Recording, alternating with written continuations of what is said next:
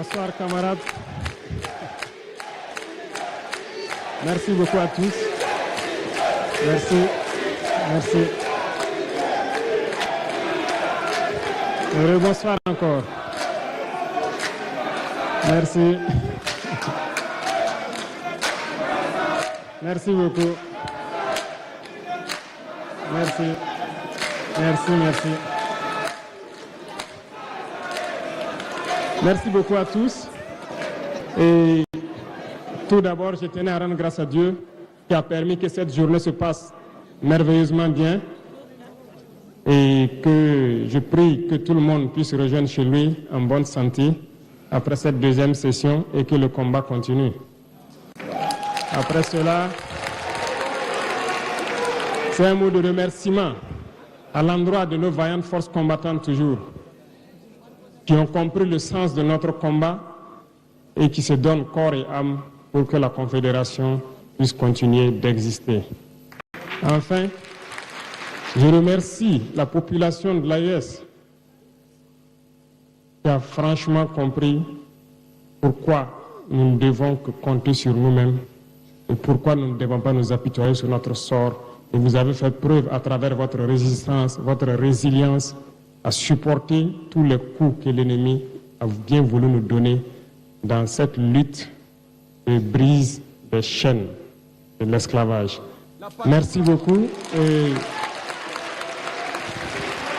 revenant donc à cette deuxième session, je tenais en tout cas du fond du cœur à remercier mon frère ici présent, le général d'armée Assimi Goïta, président de la transition du Mali,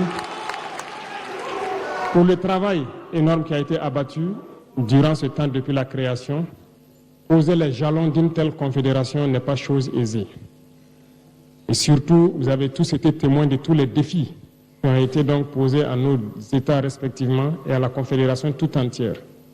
Donc je tenais à le dire encore, merci pour tout le travail abattu, merci pour le sens de l'écoute, merci pour tous les sacrifices consentis et merci surtout à tous nos collaborateurs, les membres du gouvernement, tous les services techniques qui ont vraiment œuvré pour que cette journée soit, qui ont tout fait pour que tous les acquis qui ont été donc à l'ordre du jour aujourd'hui puissent voir le jour.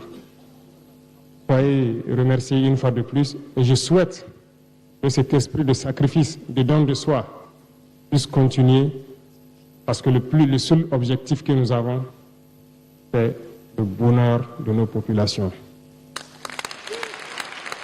J'ai accepté avec beaucoup d'humilité et beaucoup d'interpellation donc cette lourde mission qui m'a été confiée.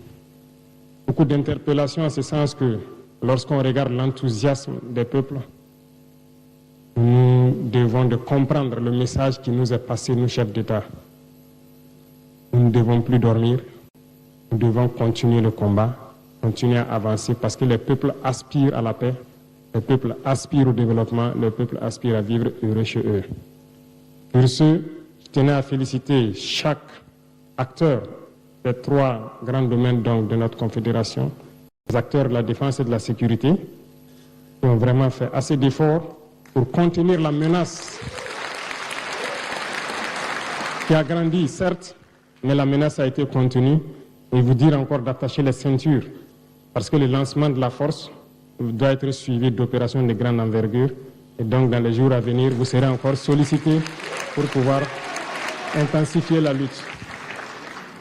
Aux acteurs donc de la diplomatie, je vous félicite, je l'ai déjà fait à Ouagadougou, je vous félicite encore, parce que vous n'avez pas fait que de la diplomatie, vous avez fait de la diplomatie et de la communication. La communication qui est aujourd'hui un maillon stratégique essentiel dans tout le combat que nous menons. Merci pour ce combat, merci pour ce sacrifice, merci pour toute la lutte pour faire reconnaître notre confédération à tous les sceptiques qui n'ont pas voulu l'accepter au début. Et continuer ainsi parce que de grands défis nous attendent. Nous avons été intégrés certainement dans certaines organisations, comme le général Tchani l'a dit, inutiles. Nous allons voir comment nous retirer de ces organisations inutiles et nous concentrer sur l'essentiel.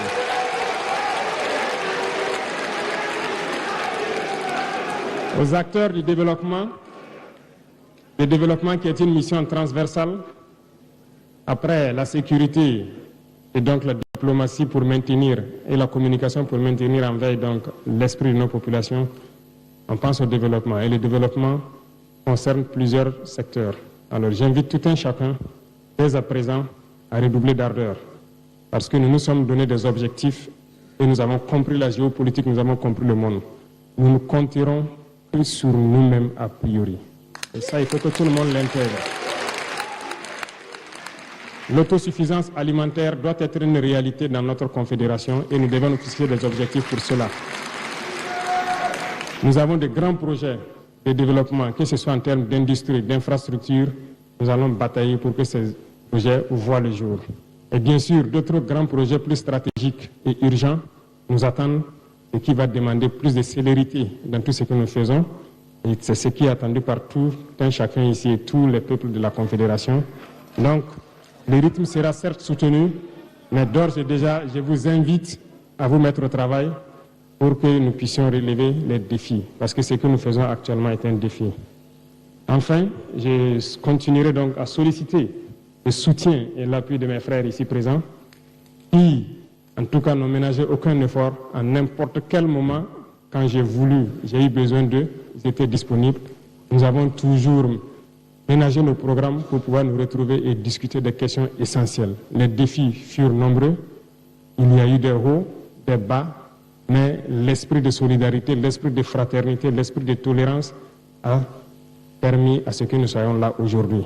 Et je puis vous assurer que nous continuons les échanges dans ce sens et nous promettons de ne pas vous décevoir, de ne pas décevoir le peuple de l'AES et de continuer la lutte. Merci à tout un chacun. Je ne serai pas plus long que ça. Je souhaite que Dieu vous accompagne tous dans vos missions respectives, que Dieu vous ramène tout un chacun sain et sauf chez lui et que la lutte puisse continuer et ardemment contre l'impérialisme, ses valets locaux et toutes ces manifestations ici dans l'espace confédéral. La patrie ou la mort, nous vaincrons. Merci.